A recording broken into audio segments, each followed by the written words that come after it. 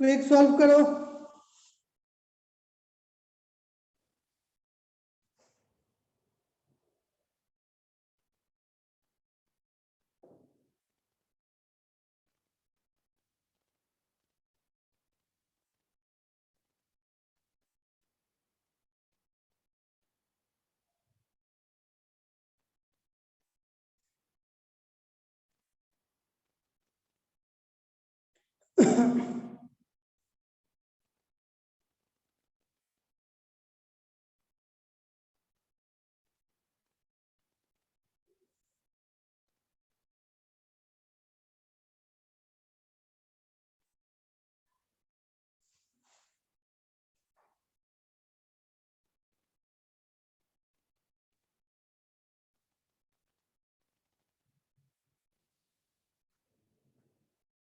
हो पाएगा?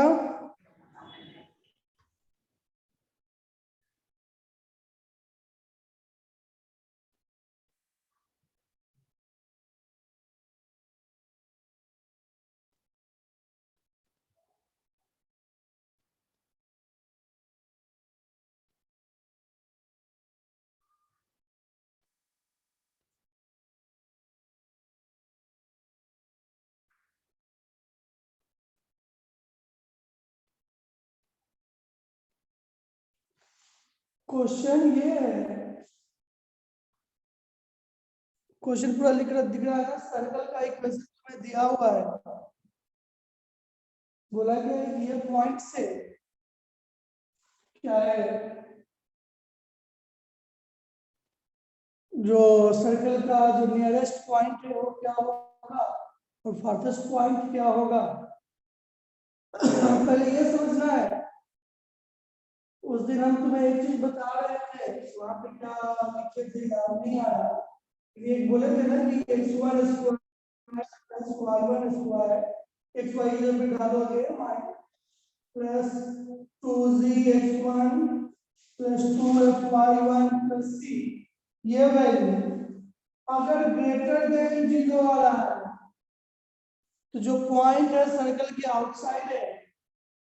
अगर ये वैल्यू इक्वल टू 0 वाला है, जो पॉइंट है ऑन सर्कल है, अगर लेस देन 0 है यानी इनसाइड है। ये कैसे? आउटसाइड के लिए, ऑन सर्कल के लिए, और ये इनसाइड के लिए कंडीशन होता है। तो पहले ये देख लो कि -5,6 आउटसाइड है या इनसाइड। तो इक्वेशन में डालोगे तो -5 का होल स्क्वायर प्लस 6 का होल स्क्वायर -4 into -5 -2 into 6 -20 से सॉल्व करो। 25 plus 36 plus 20 minus 12 minus 20, तो ये तो 32 हो गया। फिर 20 से 20 को हटा दो, 12, ये 36 24 और 29 आ गया।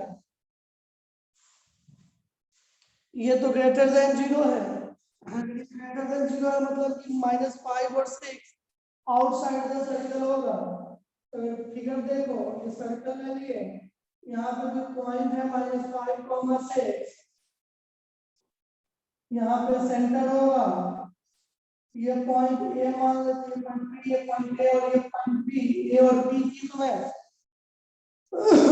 वैल्यू निकालना है। देखो सेंटर इक्वेशन दे रखा है, तो सेंटर क्या होगा? एक सेकेंड में बता सकते हो क्या होगा सेंटर? -4x में तो थोड़ा सा चेंज कर दो क्वेश्चन में। इक्वेशन दिया हुआ -2x प्लस, चलो कोई दिक्कत नहीं, -4x ही रहने तो क्या दिक्कत है, यही फॉर्म में वैल्यू तो चेंज है तो क्या दिक्कत है। ये -5,6 है, इसका सेंटर बताओ। सेंटर -g, माइनस f होता है, इसका सेंटर 2,1 आ गया। ए और बी की वैल्यू ढूंढना है, ढूंढ पाओगे? अच्छा ये बताओ, यहाँ से इसकी रेडियस क्या है? रेडियस बहुत इंपॉर्टेंट नहीं जाना, तो radius r equal to under root g square plus f square minus minus c, बेटा ये 5 प्लस 20 25 हो गया। ये वैल्यू तुम्हें रेडियस 5 है तो क्या बताया, अगर तुम्हें रेडियस 5 है तो ये देखो ए से सी तक का डिस्टेंस 5, बी से सी तक का डिस्टेंस 5, यानी टोटल डिस्टेंस 10 हो जाएगा। अब सेंटर से इधर जाना उधर जाना है तो कैसे जाएंगे, पहले ये ध्यान दो। पहले कोशिश करो कि दो तरीके से सॉल्व करने का, ये पॉइंट निकाल लोगे तो ये भी निकल जाएगा, ए और सी के बीच ढूंढना है। तो एक जो नॉर्मल तरीका है वो ये है कि तुम स्लोप ऑफ पीसी निकालो। स्लोप ऑफ पीसी क्या होगा, स्लोप ऑफ पीसी तो 6 माइनस 1, ठीक है, -5 माइनस 2, ऊपर आ गया 5 अपॉन नीचे 7, -5/7, ये स्लोप आ गया, ठीक है। स्लोप कहने का मतलब कि किसी भी बराबर होगा tan थीटा। और जब भी तुमको कोऑर्डिनेट या सेंटर से तुम लेफ्ट और राइट जा रहे हो प्लस माइनस करके tan थीटा निकल गया तो sin थीटा क्या होगा, पहले sin थीटा ढूंढ लो and cos theta. sin theta बताओ क्या होगा, परपेंडिकुलर और बेस। 25 प्लस 49 कितना होता है, 25 प्लस 49 74, अंडर 74 आएगा तो sin theta -5/74 and cos theta, देखो tan थीटा निगेटिव है तो तुम्हें एक चीज क्लियर होना चाहिए कि ये किस क्वाड्रेंट में होगा, पहले ये भी ध्यान दो।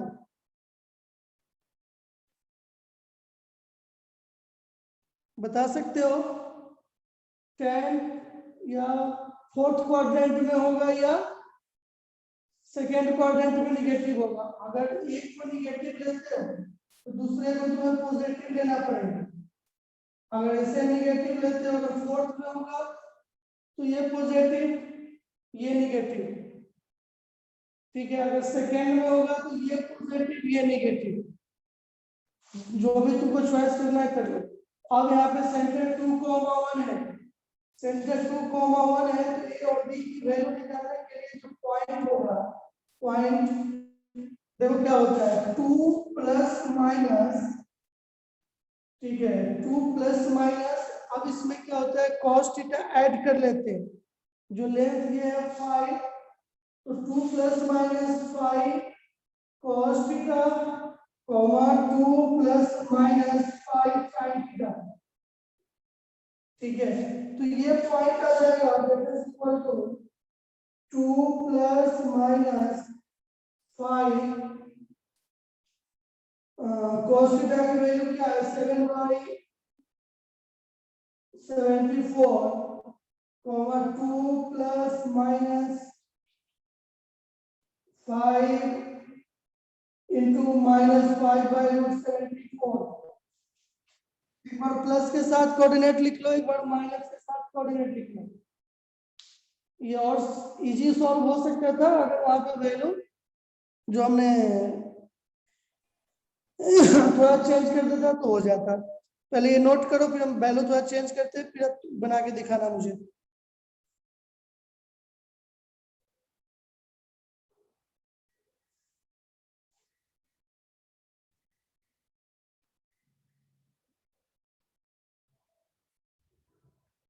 समझ में आया, इसको सॉल्व करना है तो लेंदी होगा, सॉल्व करना है। एक पॉइंट प्लस वाला बार एक बार माइनस वाला होगा तो एक पॉइंट डी होगा, पॉइंट बी मिल जाएगा तुम्हें। जो माइनस वाला है नजदीक वाला होगा और जो प्लस वाला है दूर वाला होगा। उम्मीद करते हैं कि सारे को समझ आ गया होगा, नहीं समझ में आया तो पूछ लेना। तो अभी थोड़ा सा क्वेश्चन चेंज करके पूछता हूँ। किसी को दिक्कत समझने में तो भी पूछ ले।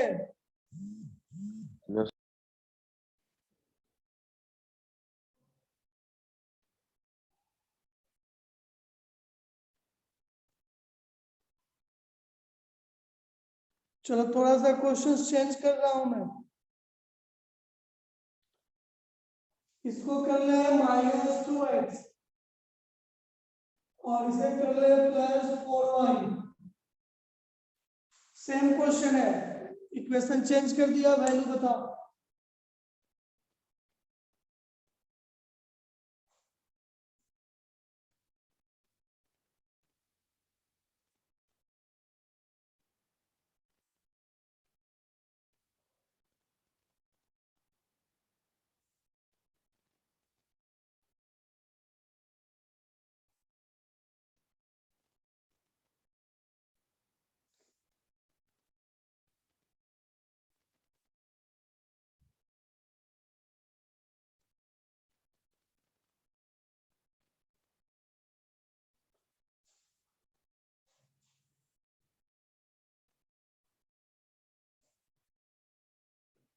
जल्दी से बताओ इसका आंसर। क्वेश्चन चेंज कर दिया, -2x + 4y कर दिए। आउटसाइड ही होगा, तुम्हें सेंटर यहाँ पे चेंज हो जाएगा। सेंटर 2,1 की जगह पे क्या हो जाएगा, ये क्वेश्चन चेंज कर दिए तो 1, -2 हो गया। रेडियस ध्यान दो सेम ही होगा, ये 1 का स्क्वायर हो जाएगा और ये -2 का होल स्क्वायर हो जाएगा। रेडियस भी same. Slope of PC change हो जाएगा बेटा, क्वेश्चन चेंज हो गया तो स्लोप ऑफ पीसी चेंज हो जाएगा और ये सब चेंज होने वाला है। उम्मीद करते थे नोट कर लिए हो। स्लोप ऑफ पीसी क्या हो जाएगा, ये ध्यान रखना। स्लोप ऑफ पीसी की बात करोगे तो 6 -2 अपॉन -5 -1 यानी 8 अपॉन -6 यानी -4 अपॉन 3, ये तुम्हारा tan थीटा हो गया। tan थीटा ये हो गया तो sin थीटा अगर इसे पॉजिटिव लेते हो तो क्या हो जाएगा 4/5 और इसे निगेटिव लेते हो तो -3/5। यहाँ तक कोई दिक्कत?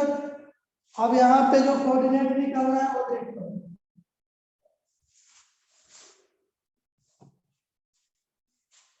कोऑर्डिनेट क्या था, हो जाएगा 1 ± 5 cos थीटा, 1 ± 5 sin थीटा। अब इसे लिखने की कोशिश करोगे तो ध्यान दो, इधर तो दिख रहा है, यहाँ लिखते हो 1 ± 5 into -3/5, 1 ± 5 into 4/5। यहाँ 5 से 5 कैंसिल, यहाँ 5 से 5 कैंसिल, तो क्या आ गया 1 प्लस माइनस, ये माइनस प्लस हो जाएगा, ये माइनस आ गया -+3 और ये हो गया 1 ± 4। एक बार 1 - 3, 1 + 4 एक कोऑर्डिनेट, दूसरा 1 + 3, 1 - 4। ठीक है, देखिए -2 था ना, ये 1 कॉमा यहाँ पे ये -2 है, यहाँ पे -2 है, ये वैल्यू -2 है, -2 है और ये भी -2 है। तो अब देखो ये क्या आ गया कोऑर्डिनेट, पहले इसको निकाल लेते हैं फिर आगे। -2 + 2, दूसरा जब हम 1 + 3 ले रहे हो और -2 - 4 ले रहे हो तो ये कोऑर्डिनेट 4, -6, दो कोऑर्डिनेट मिलेगा, यही पॉइंट का कोऑर्डिनेट होगा -2, 2, 4, -6। एक तरीका तुम्हारे पास ये है, चेंज किया। दूसरा तरीका अल्टरनेट मेथड, यहाँ पे बताने की कोशिश करता हूँ, ध्यान दो।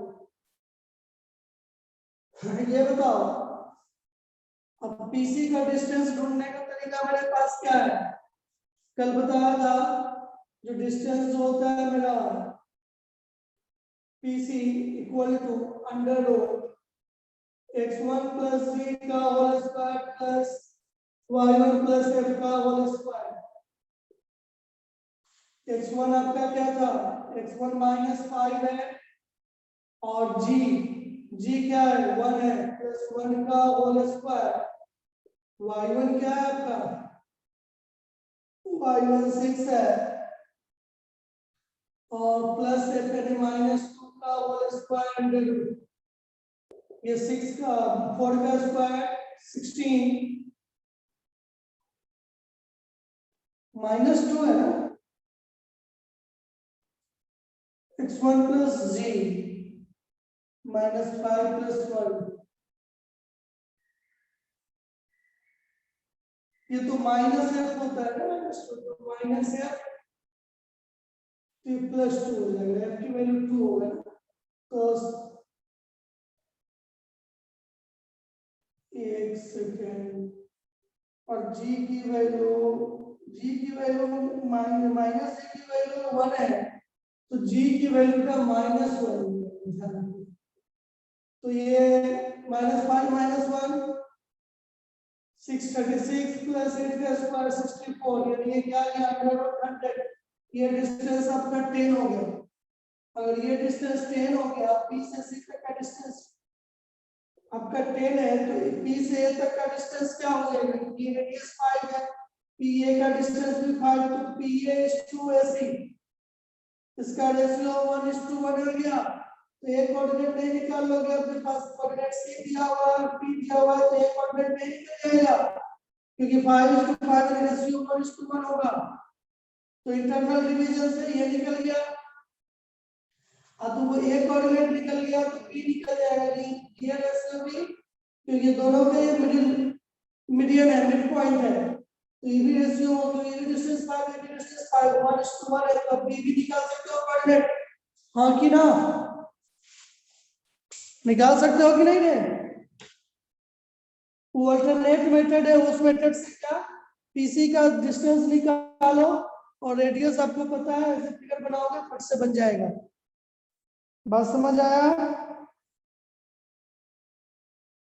Hello, yes sir. कोई तो बोल, कहीं डाउट है तो फिर से पूछ ले।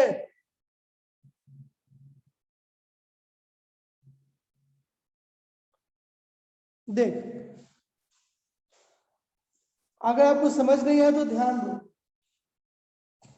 अगर आपको कोऑर्डिनेट ए और बी निकालना था, फारथेस्ट और नियरेस्ट, वो तो अल्टरनेट मेथड था, ये डिस्टेंस निकाल के और रेशियो निकाल के निकालना।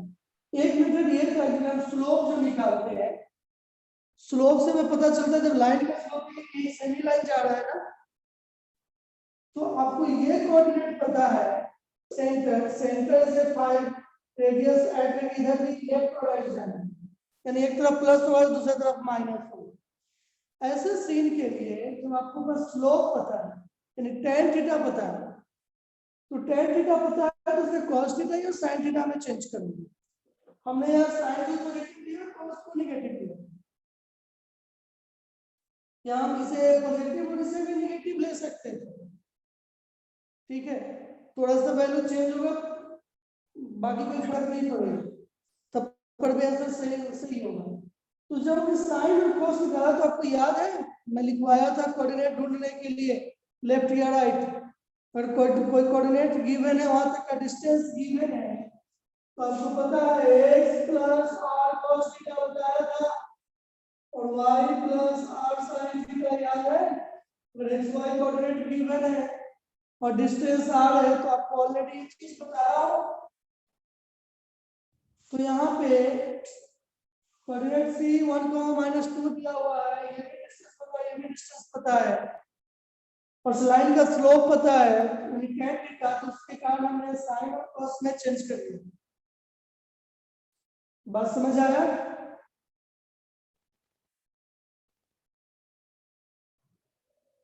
हाँ या ना, जल्दी बोलो।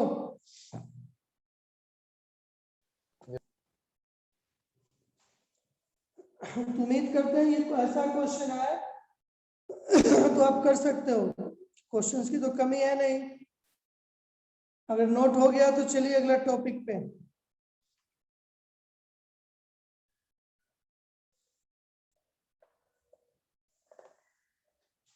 अगला टॉपिक है intersection of a line and a circle. देखो नहीं समझ में आया तो कृपया मैसेज कर या पूछ ले, शर्माओ मत, हम सबको बोल रहे हैं अकॉर्डिंग टू योर बोर्ड के अनुसार। तो देखे होंगे कब का खत्म हो गया आपका सर्कल, वाला में स्टार्ट कर देना था, लेकिन मैं केवल बायो स्टूडेंट को कंसीडर करके नहीं चलूंगा, और केवल बोर्ड तो नहीं है।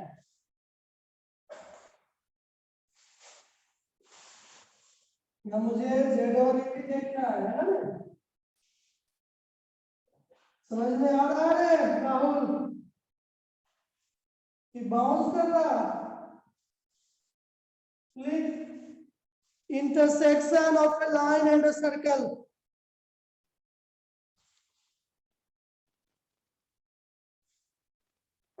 Let the equation of the circle be, हमें जो इक्वेशन ले रहा हूं सर्कल का x square plus y square equal to a square. ये सर्कल का इक्वेशन लेने का मतलब कि सेंटर 0,0 है, यानी ओरिजिन है। Let the equation of the circle be x square plus y square equal to a square, and equation of line is y equal to, equation of line is y equal to x plus c।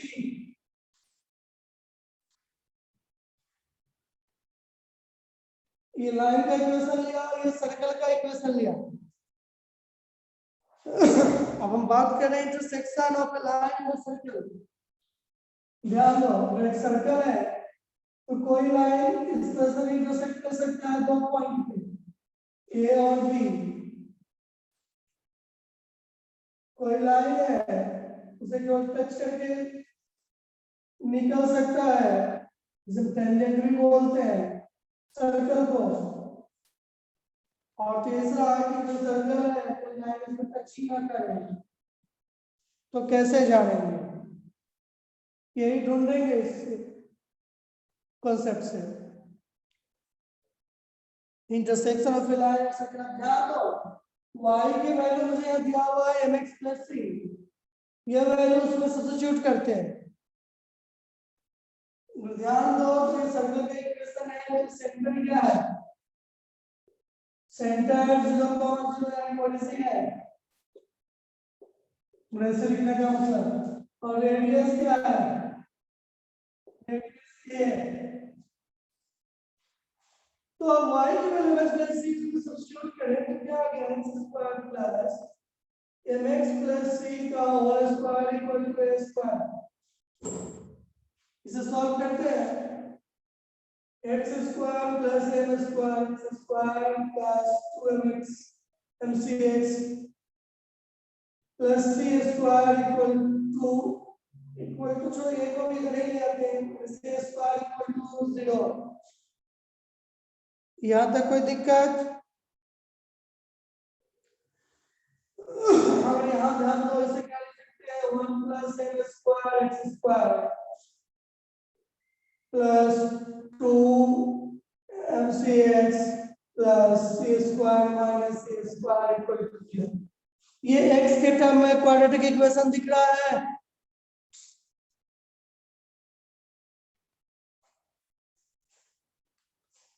सबको ये x square x और ये x square x के form में quadratic equation दिख रहा है। अरे बोलना, जब क्वाड्रेटिक इक्वेशन पढ़ा रहे थे, आपने पढ़ा भी है होगा क्लास 10।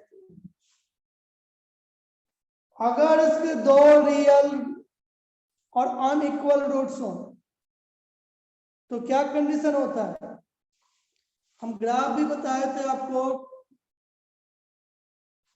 जो क्वाड्रेटिक इक्वेशन पढ़ा रहे थे, दो रियल्स और अनइक्वल रूट्स है तो 2 पॉइंट पे इंटरसेक्शन करता है।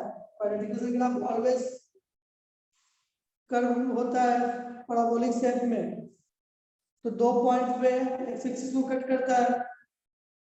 अगर रूट्स रियल एंड इक्वल है तो एक पॉइंट पे, अगर टच ही नहीं कर रूट्स मतलब डिस्क्रिमिनेंट लेस देन 0 हो, जब रूट्स होता ही नहीं एंड इमेजिनरी रूट्स होता है, दैट मींस ये एक्स एक्सिस को टच ही नहीं करता, तो 3 कंडीशन है।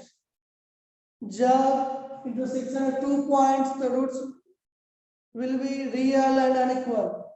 टच करता हो सर्कल का तो roots are real and equal, touch ही ना करता हो तो रूट्स आर इमेजिनरी। 3 केसेस है इसमें। केस फर्स्ट लिखो, when the point of intersection are real and distinct।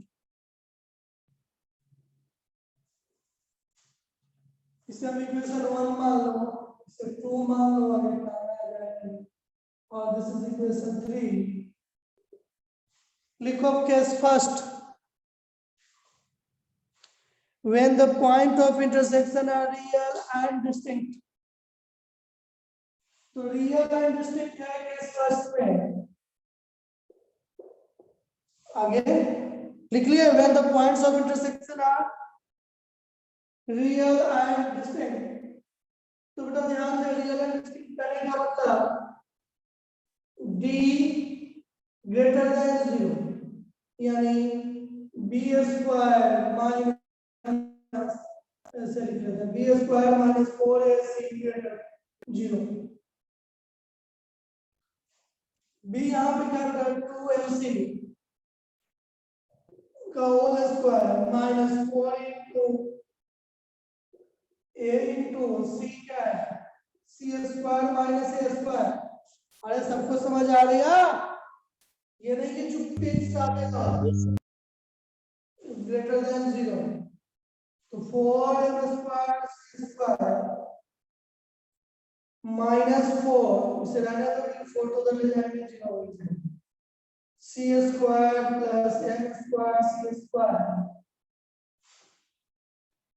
Minus a square minus m square a square greater then 0। 4 तो हट गया, कॉमन लोग उधर ले जाओगे 0, तो इस क्या लिख सकते हैं, m square c square minus c square minus m square c square plus a square plus m square a square greater then 0। इससे ये कैंसिल आउट। आप देख, इसमें से a स्क्वायर कॉमन ले लो तो 1 प्लस m स्क्वायर, इस c को उधर ले जाओ, ग्रेटर देन c स्क्वायर। बेटा ये ध्यान दो, a square greater then c square upon 1 plus m square, ये दो बातें आ रही है, तो इधर लाएंगे तो a का 2 वैल्यू आएगा, नंबर लाइन पे इंडिकेट करोगे तो एक value c upon 1 plus m square से बड़ा, एक वैल्यू a का a छोटा होगा minus c upon 1 plus m square से। तो इसे लिख सकते हो शॉर्ट फॉर्म में, फिर इसको सॉल्व करना होगा कि a is greater than equal to modulus of c upon 1 plus m square. ये मॉडुलस लगाने से वैल्यू वही आएगा, यहाँ a की वैल्यू अगर पॉजिटिव लोगे तो c upon 1 plus m square से बड़ा, अगर c नेगेटिव हो गया, ये नेगेटिव है ना, c नेगेटिव लोगे तो साइन यहाँ चेंज हो जाएगा, ये नेगेटिव तो एक माइनस है लेस है, ठीक है। तो a की वैल्यू क्या हो जाएगा, less than c upon 1 plus m square से। ये क्या है बेटा, a जो है आपका रेडियस है, a क्या है, रेडियस है।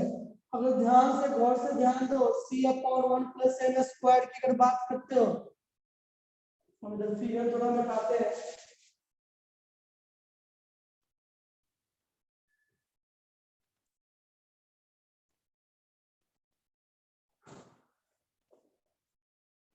अगर ध्यान दो c upon 1 plus m square, तो ओरिजिन से डिस्टेंस, परपेंडिकुलर डिस्टेंस क्या होगा, from origin to a line, perpendicular distance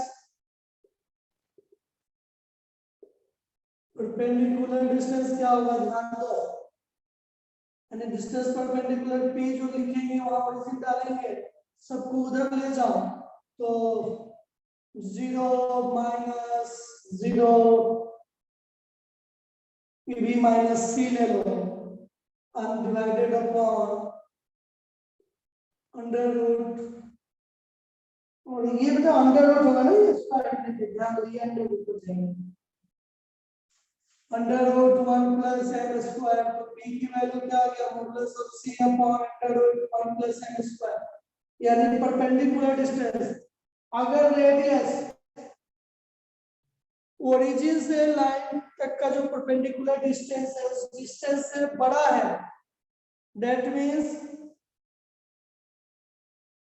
कि वो लाइन सर्कल को 2 पॉइंट पे इंटरसेक्ट करेगा, जो फर्स्ट फिगर बनाए थे। और केसेस ध्यान रखना, ये डायरेक्ट निकालने का तरीका है, जो भी सेंटर दिया हो सर्कल से उससे लाइन तक का डिस्टेंस ढूंढो, अगर वो डिस्टेंस सेंटर से उस लाइन के बीच का जो डिस्टेंस है परपेंडिकुलर डिस्टेंस, वो डिस्टेंस रेडियस से छोटा होता है, तो सर्कल को कितने पॉइंट पे इंटरसेक्ट करेगा 2 पॉइंट पे।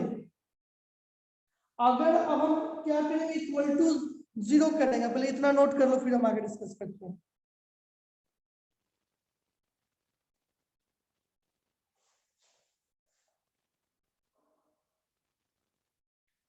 उम्मीद करते हैं कि सबने नोट कर लिया होगा।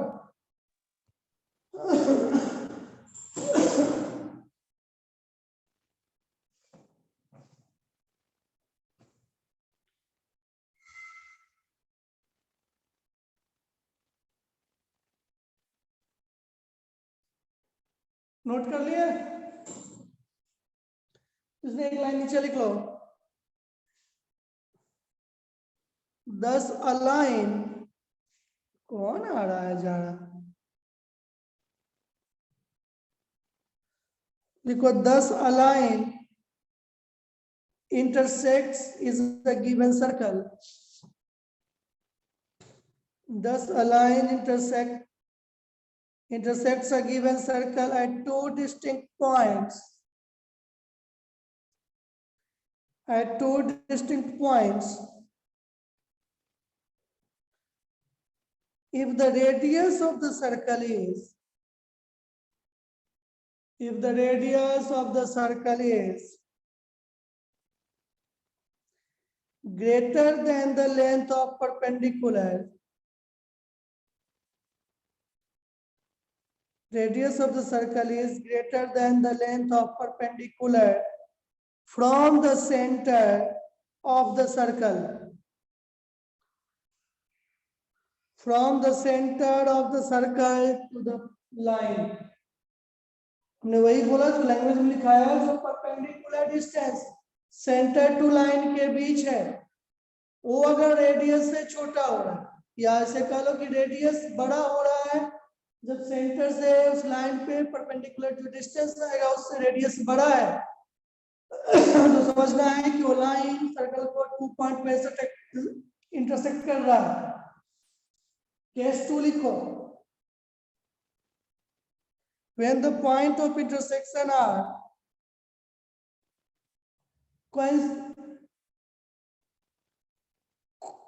coincident, when the points of intersection are coincident, तो देखो अगर coincident हो गया यानी एक ही पॉइंट पे लाई कर रहा है, यानी रियल्स मतलब ओनली टच कर रहा है, दोनों पॉइंट कोइंसाइड कर गया, उस केसेस में क्या करेंगे d इक्वल टू, यहाँ केस 2 कर देते हैं, d इक्वल टू 0, ये भी इक्वल टू 0, यहाँ भी इक्वल टू 0 लगाओ, यहाँ भी इक्वल टू 0, ये भी इक्वल टू 0, यहाँ भी इक्वल टू, ये भी इक्वल टू, तो ये भी इक्वल टू, यानी perpendicular distance from a center to line is equal to radius. Figure में देखा था ना, ये सर्कल है, ये टेंजेंट निकल रहा है, यहाँ सेंटर से इसको परपेंडिकुलर ड्रॉ करोगे तो ये डिस्टेंस सेंटर टू लाइन के बीच में जो परपेंडिकुलर डिस्टेंस वही तो रेडियस है। चलो केस 2 लिख लिया तो केस 3 आ जाओ, 10 से मतलब केस 2 में इतना ही लिखना है और लिख देना है thus a line touches the circle if the radius of the circle is equal to the length of perpendicular from the center to the circle। तो इतना ही केस 2 में लिखना है, वो लिखनी चाहिए तो हमेशा परपेंडिकुलर लेंथ तो वही आना है। अगर ये नोट कर लिए यहां तक तो लिखिए last line, thus a line touches the circle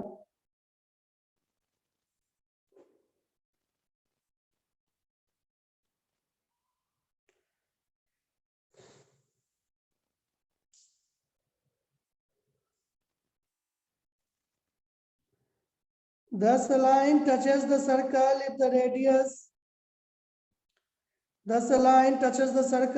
radius of the circle is equal to the length of perpendicular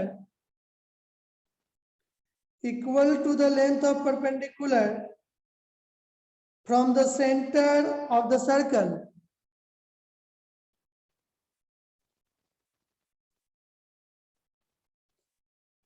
length of perpendicular from the center of the circle to the line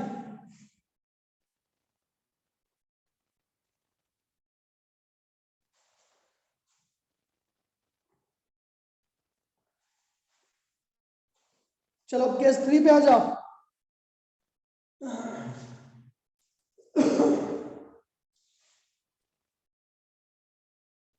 case 3 ये बार बार लिखने की जरूरत नहीं, चलो लिखिए।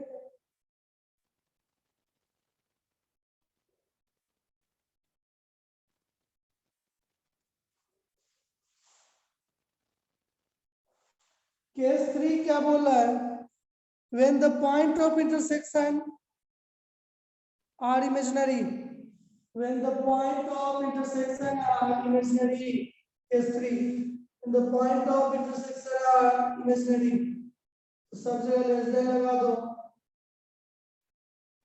ये less than हो गया, यानी यहाँ पे रेडियस छोटा होगा परपेंडिकुलर लेंथ से, सेंटर से अगर लाइन के बीच जो परपेंडिकुलर लेंथ ड्रॉ करोगे उससे रेडियस आपका छोटा हो जाएगा। अरे लिख लिए?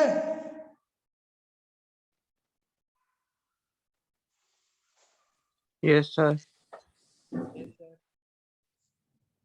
सबके सब लिख लिया, उम्मीद करते हैं कि लिख लिए होंगे।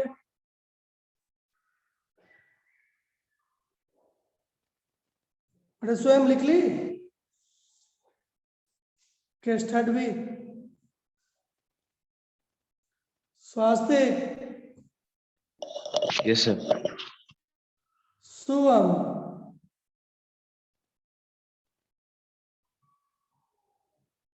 माइक ठीक हो गया?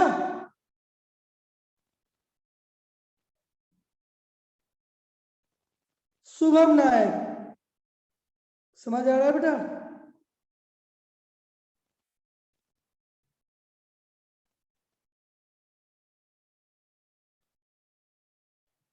सौम्य रंजन नायक,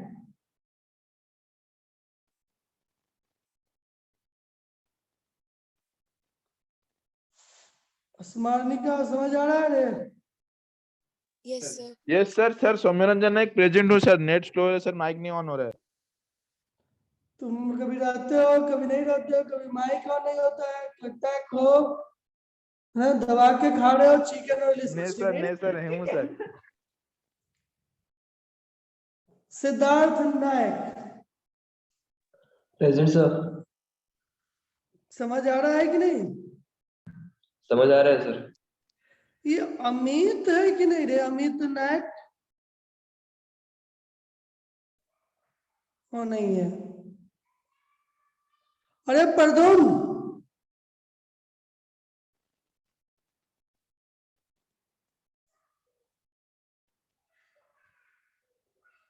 चलो एक क्वेश्चन इस पे करते हैं, लास्ट में लिखिए ना, लिखने के बाद लिख लो 10 align does not intersect a circle if the radius of the circle is less than. Thus a line does not intersect a circle if the radius of the circle is less than the length of perpendicular from the center of the circle to the line.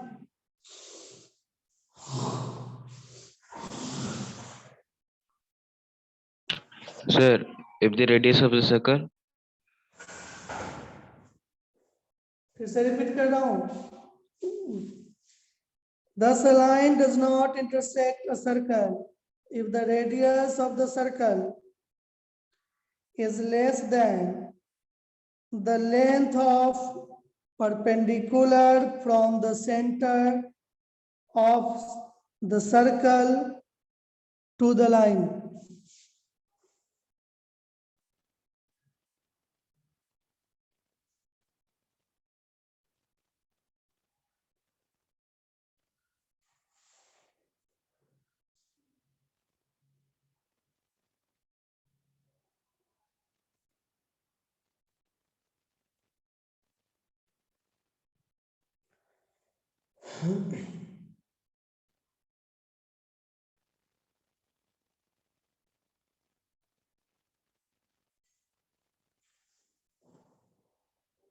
हो गया, question लिखिए।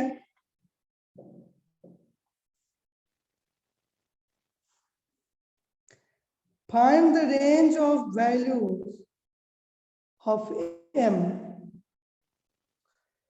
Find the range of values of m for which the line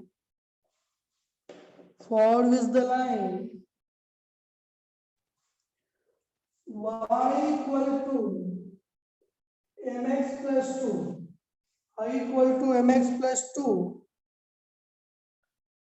cuts the circle x square plus y square equal to 1. Cuts the circle x square plus y square equal to 1 at distinct or coincident points. इन दोनों cases है, distinct भी और coincident points भी। तो m का और range क्या होगा, क्या क्या वैल्यू ले सकते हो? सर रिपीट कर देंगे एक बार। Find the range of values of m. Find the range of values of m for which the line y equal to mx plus 2 cuts the circle x square plus y square equal to 1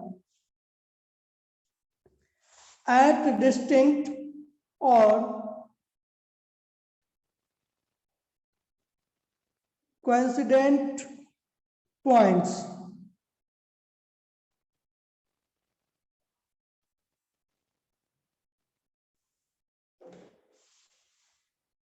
यानी कि वो m की value निकालना है जब वो दो point को इंटरसेक्शन कर रहा है और टच भी कर रहा है, दोनों केसेस। तो m का क्या क्या वैल्यू हो सकता है, इसका रेंज बताना है। तो इसके लिए क्या कंडीशन है वो आपको बताएंगे, फिर ध्यान हो तो।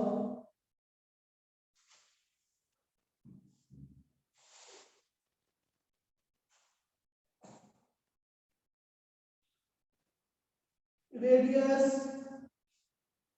ग्रेटर देन होगा और इक्वल टू होगा, क्योंकि अलग अलग ब्रांच से चाहिए एक साथ बना लो, यानी a is greater than equal to modulus of c upon 1 plus m square.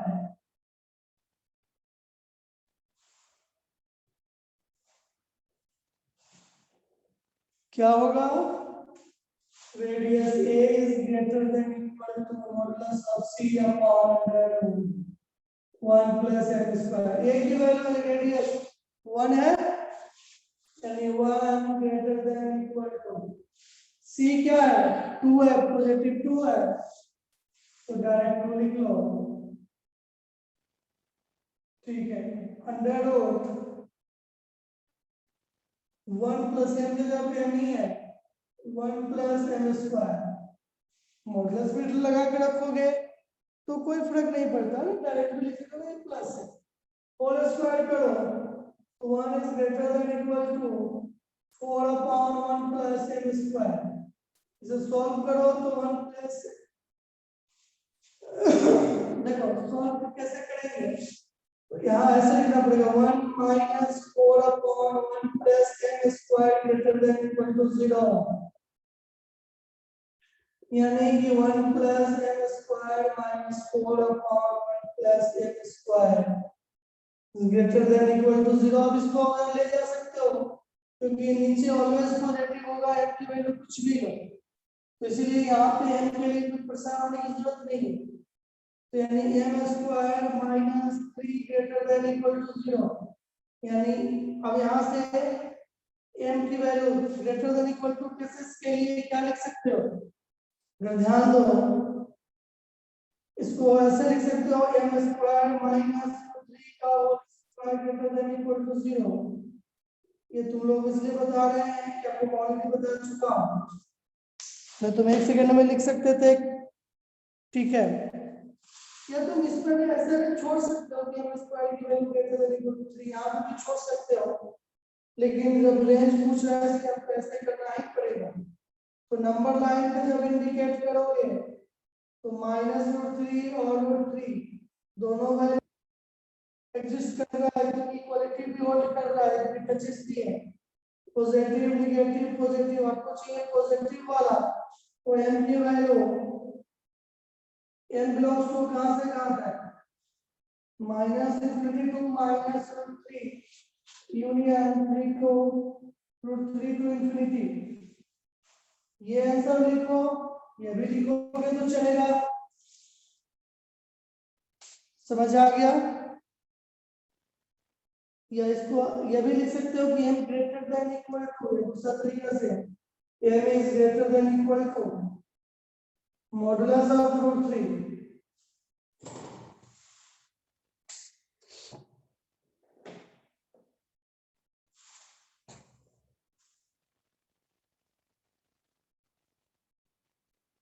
ठीक है, लेकिन अब ये तरीका लिखो ज्यादा बेहतर है, यहाँ पे भी आंसर छोड़ सकते हो, यहाँ पे भी, बात समझ आया,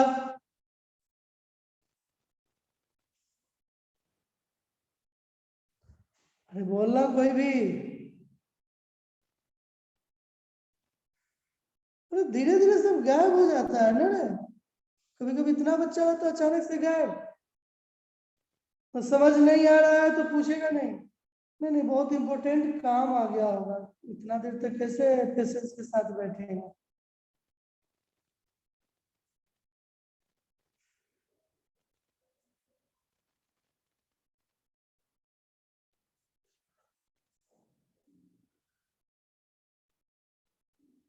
अब पांडा ब्रदर्स समझ आ रहा है, यस सर आ रहा है।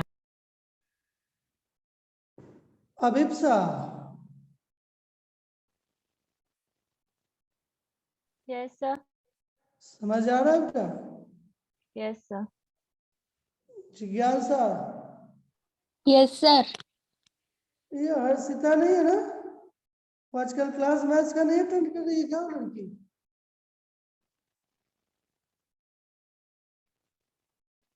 अरे सत्य प्रकाश समझ में आ रहा है,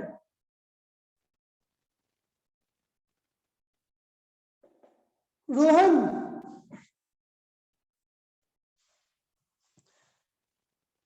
चलो अब हम बात करते हैं, बहुत ही इंपॉर्टेंट कॉन्सेप्ट है, छोटा सा एकदम टॉपिक है सर्कल का और काफी इंपॉर्टेंट है, इससे अच्छा क्वेश्चन मतलब इजीली सॉल्व हो जाते हैं, लेकिन ये स्पेशली जी में इसके क्वेश्चन एक पूछ ही लेते हैं, बहुत छोटा सा कॉन्सेप्ट है, बहुत ही यूजफुल है,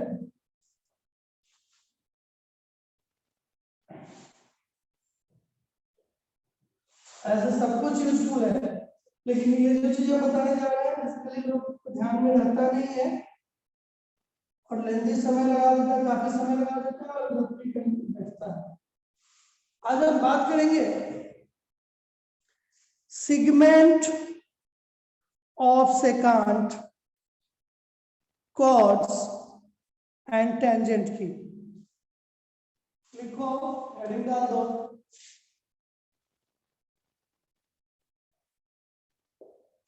सेगमेंट ऑफ सेकंड, cos और tangents।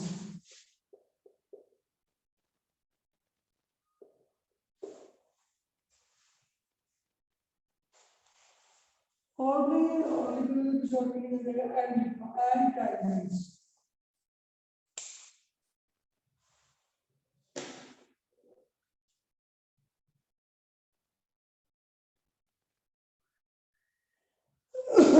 देखो और ध्यान से फिगर को देखो,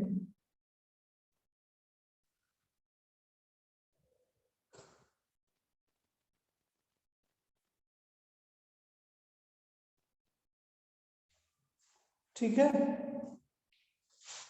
सेंटर से नहीं गुजरना,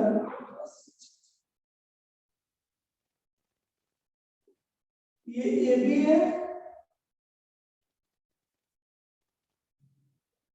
सी भी है और ये पॉइंट को हमने ये मान लिया, ठीक है।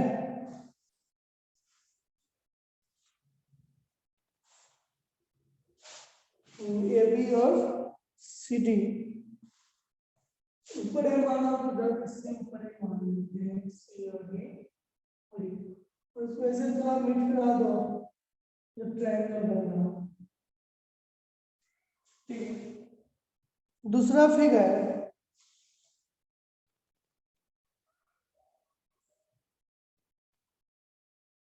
यहाँ पे ए बी ले लो और ये सी डी, ये यहाँ ई, इस पॉइंट पे मिट करना, ठीक है। ये से डी को मिला दो, सी से डी को मिला दो, ठीक है। ये फिगर बनाओ, फिर आगे की बात करते हैं।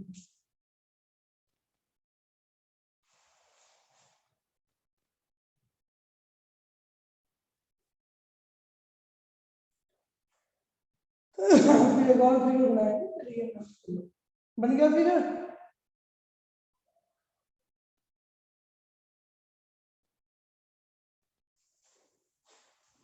इसका नाम देते हैं फिगर ए, इसका नाम देते हैं फिगर बी, एक और फिगर बना ही देते हैं, उसका नाम दे देते हैं फिगर सी। देखिए इधर इधर यहाँ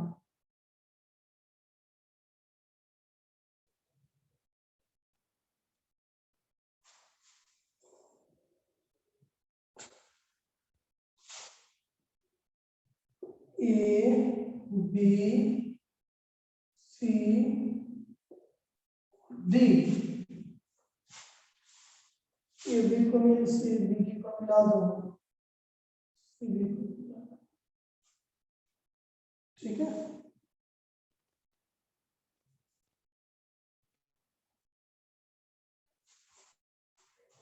चलो फिगर बनाओ, फिर आगे की बात।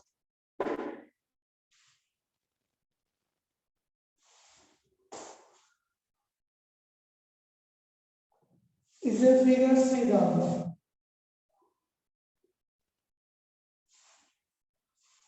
ये एंगल है, इसको एंगल भी थीटा होगा, ये भी थीटा होगा,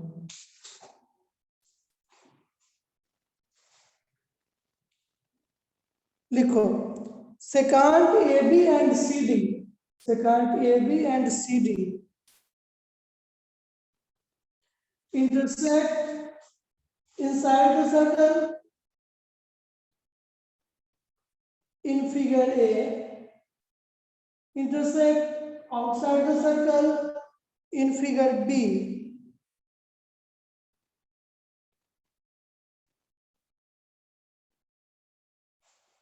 इसके केस में बाद में बात कर लिए, दो केसेस की बात कर ले। अरे टाइम हो गया क्या रे?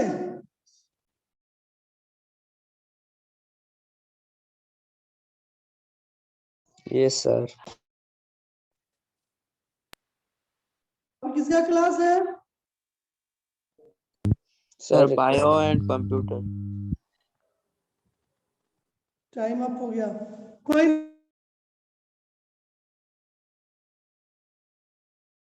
के लिए यही तक ठीक है। चलो कल इस पर डिस्कस करेंगे। Thank you sir.